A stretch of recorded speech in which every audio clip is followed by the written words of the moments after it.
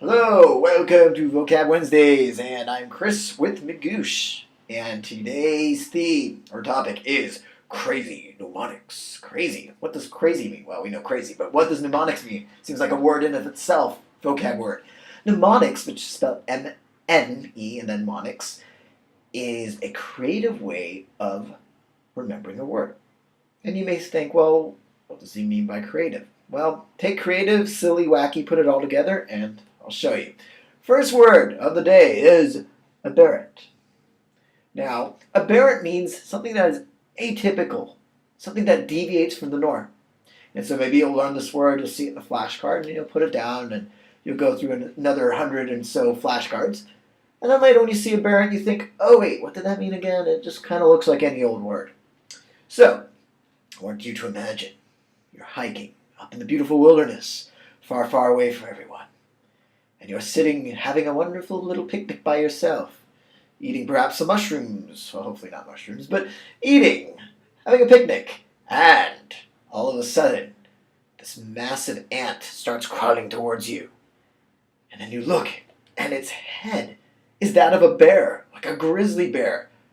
There's definitely mushrooms you're eating. And you start freaking out, and you run to the park ranger and you say, oh my god, I saw the weirdest thing. It was totally out of the ordinary. It deviated from the norm. It was aberrant. Aha, aberrant. The aberrant ant.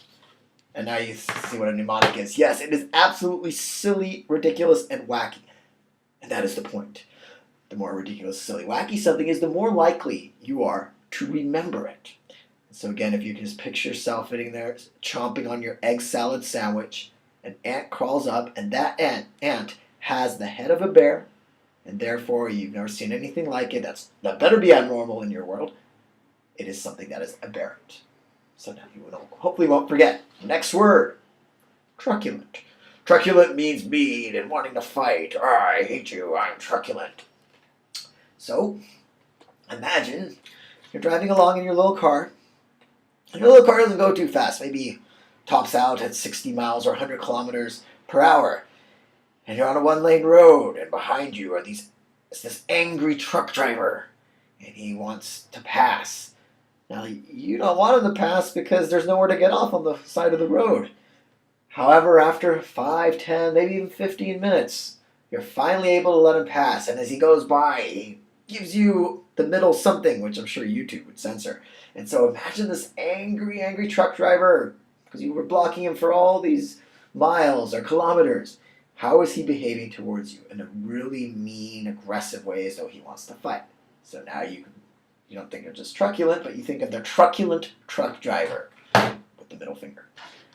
Next, and to kind of come back to the idea of wacky and weird, because I agree the truck driver one isn't too wacky, too weird. Sure, I could have gone on and on about the story and made it really colorful, but the wacky one here is doleful. Not much of a story, but I want you to think of dole. When you think of dole, just the dole, you think of a pineapple, because there's a company in Hawaii. It's obviously a global company now, but that company is known for their pineapple juice. So when you think of dole, you think of pineapple. Now I want you to imagine a pineapple. And that pineapple is very distraught. Its pineapple friend has disappeared, and it doesn't know where that pineapple friend is. And so this pineapple starts crying. These big, fat pineapple tears. So I mean, imagine this pineapple, these big, fat pineapple tears flowing everywhere. What does doleful mean? It means sad, mournful. Now you can just picture a big, crying, doleful, dull pineapple. There's the word.